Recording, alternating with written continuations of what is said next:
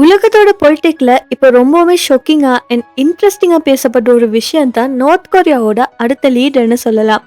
Already decide பண்ணிட்டாங்கன்னு சொல்லி ஸ்ட்ராங்கான ஒரு ரூமர் வைரல் ஆகிக்கிட்டே இருக்குது. ஸோ அது யாருன்னு சொல்லி கெஸ் பண்ண முடியுமா? அதுதான் கிம் ஜோ ஏன்னு சொல்லக்கூடியவங்க. எஸ், கிம் ஜோங் உன்னோட டாட்டர்னு சொல்லப்படுது. ஸோ என்ன நடக்குது ஆக்சுவலினா, ரீசெண்டாக நீங்கள் நோட்டீஸ் பண்ணியிருப்பீங்க, கிம் ஜோங் உன்னோட டாட்டர் சடனாக பப்ளிக்ல ரொம்ப ஃப்ரீக்வெண்ட்லி அப்பியர் ஆகுறாங்க.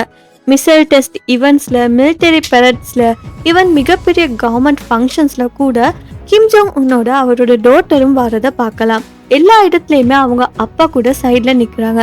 ஸோ இது ஒரு நார்மலான விஷயம் கிடையாது. எக்ஸ்பர்ட்ஸ் இதை பற்றி என்ன சொல்கிறாங்கன்னா, பொலிட்டிக்கல் எக்ஸ்பர்ட் சொல்கிறது இது ஒரு கிளியரான சிக்னல்னு சொல்லி.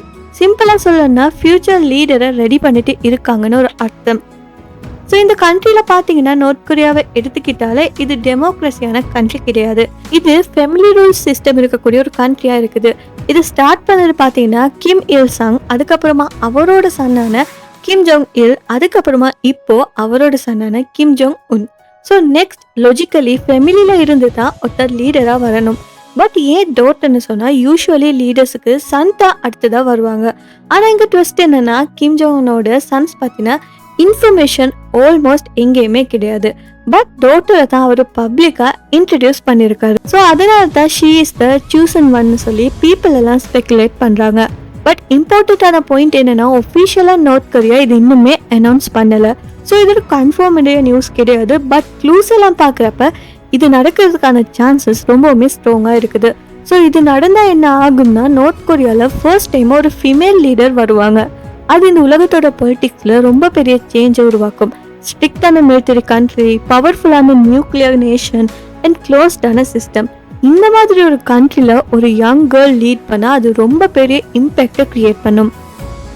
இன்னும் சில எக்ஸ்பர்ட்ஸ் என்ன சொல்கிறாங்கன்னா, இது ஜஸ்ட் இமேஜை பில்ட் பண்ணுறதுக்காக இருக்கலாம், இல்லைனா மக்களுக்கு ஃபெமிலியரான ஃபேஸை க்ரியேட் பண்ணுறதுக்காக இருக்கலாம், அப்படியும் இல்லைனா ஃபியூச்சருக்கு ப்ரிப்பேர் பண்ணுறதுக்காக இருக்கலாம்னு சொல்லி.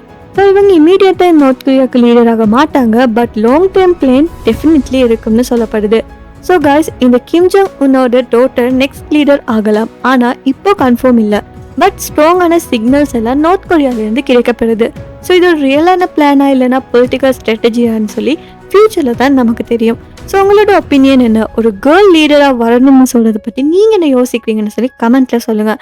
ஏன்னா இந்த மாதிரி இன்ட்ரெஸ்டிங்கான உலகத்தை பற்றின நியூஸ், மிஸ்ட்ரீஸ், ஹிஸ்ட்ரிஸ் இதெல்லாம் வேணும்னா இந்த வீடியோவை லைக் பண்ணி ஷேர் பண்ணி நம்ம யூடியூப் சேனலையும் சப்ஸ்கிரைப் பண்ணிக்கோங்க.